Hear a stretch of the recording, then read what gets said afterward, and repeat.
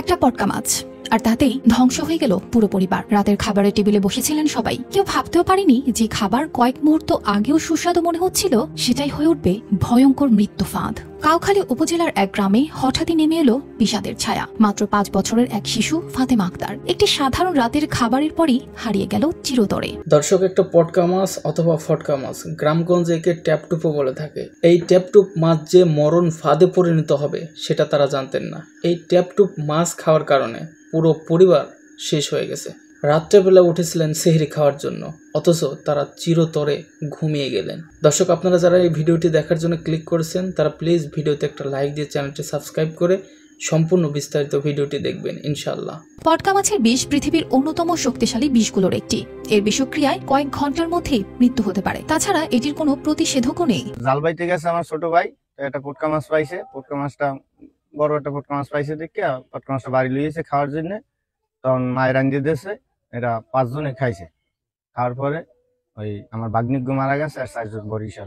গ্রামের নদী থেকে ধরা মাছ রান্না করা হয়েছিল সেদিন। স্বাভাবিকভাবেই পরিবারের সবাই একসাথে খেতে বসেছিলেন, কিন্তু কারো চোখে পড়েনি যে মাছগুলোর মধ্যে ছিল একটি ভয়ঙ্কর প্রাণী পটকা মাছ। এটি যে প্রচন্ড বিষাক্ত তা জানার সুযোগ হয়তো তাদের ছিল না। খাওয়ার কিছুক্ষণের মধ্যেই সবাই অসুস্থ হয়ে পড়েন। মাথা ঘুরতে থাকে, বমি শুরু হয়, শরীর নিস্তেজ হয়ে আসে। পরিস্থিতি দ্রুত খারাপের দিকে যেতে থাকলে সবাইকে নিয়ে যাওয়া হয় হাসপাতালে। কাউখালী উপজেলা স্বাস্থ্য কমপ্লেক্সের জরুরি বিভাগে পৌঁছানোর আগেই ফাতেমার নিথর দেহ জানিয়ে দেয় বিষক্রিয়া তার ছোট্ট প্রাণ কেড়ে নিয়েছে। চিকিৎসকরা জানান রাত 2টার দিকে আরো 4 জন গুরুতর অসুস্থ অবস্থায় হাসপাতালে পৌঁছান। ফাতেমার মা, খালা, নানি সহ আরো 2 সদস্য তখন মৃত্যুর সঙ্গে লড়ছেন। তাদের অবস্থার অবনতি হলে দ্রুত বরিশাল শেরেবাংলা মেডিকেল কলেজ হাসপাতালে পাঠানো হয়। তারপর সবার কাছেই শুনছি যে ওই পটকা মাছ খাইয়ে অনেকজনই আর কি অসুস্থ আর একদম মারা গেছে। এই ঘটনায় পুরো এলাকায় নেমে এসেছে শোকের ছায়া। স্থানীয় চেয়ারম্যান লাইকুজ্জামান তালুকদার বিষয়টি নিশ্চিত করেছেন। গ্রামের মানুষ এখন আতঙ্কিত, কারণ পটকা মাছের বিষ যে এতটা প্রাণঘাতী হতে পারে তা অনেকেরই জানা ছিল না।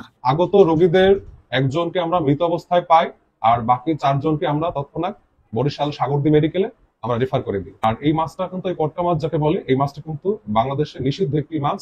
চিকিৎসকেরা জানান বিষক্রিয়া শুরু হলে দ্রুত চিকিৎসার ব্যবস্থা না করলে বাঁচার সম্ভাবনা প্রায় নেই বললেই চলে। এই পটকা মাছকে আপনাদের গ্রামগঞ্জে কি নামে ডেকে থাকে অবশ্যই কমেন্ট করে জানাবেন।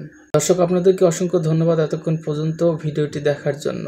সেই সাথে আপনারা এই পর্যন্ত যারা ভিডিওটি দেখছেন তাদেরকে বিশেষভাবে অনুরোধ করে বলবো ভিডিওতে একটা লাইক দিয়ে চ্যানেলটি সাবস্ক্রাইব করে পাশে থাকা বেল আইকনটি বাজিয়ে দিবেন পরবর্তী আলোচিত আপডেট সংবাদ পাওয়ার জন্য।